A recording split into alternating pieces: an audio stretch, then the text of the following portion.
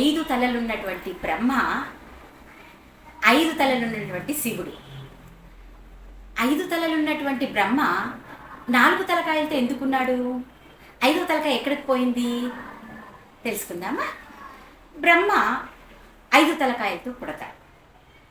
ఒకసారి ఆయన అనుకున్నాడట, శివుడికి 5 తలలు, నాకు 5 తలలు, నేను శివుడి కంటే ఏం తక్కువ కనుక్కుందామని చెప్పేసి సభకెళ్ళాడు. సభకెళ్ళి శివుడితో అన్నాడట, శివ, నీకు 5 తలకాయలు, నాకు 5 తలకాయలు, నువ్వు గొప్ప నేను గొప్ప అన్నాడు. శివుడు ఏం చేశాడు? తలలోంచి వెంట్రుక తీసి కాలభైరవుణ్ణి పుట్టించాడు. కాలభైరవుడు ఆయన గరుడ పురాణంలో కూడా చెప్తారు, కాలభైరవాష్టకం చదివితే ఎటువంటి పాపాలైనా ఇలా నశించిపోతాయి, మన కోరికలు నెరవేరుతాయి అంటారు. అంత పవర్ఫుల్ అనేటువంటి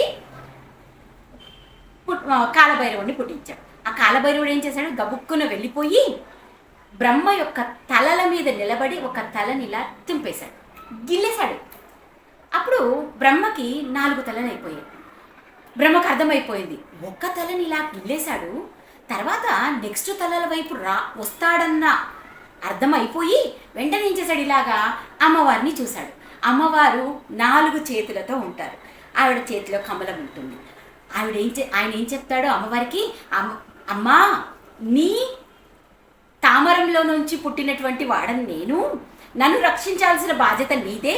నీ 4 చేతుల వెనకాల వెళ్ళి నేను దాక్కుంటాను, నా తలల్ని పెట్టేస్తాను, నువ్వే నన్ను రక్షించాలి అని చెప్తాడు.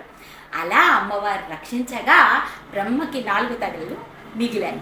ఇప్పుడు బ్రహ్మ చతుర్ముఖ బ్రహ్మ. అర్థమైందా?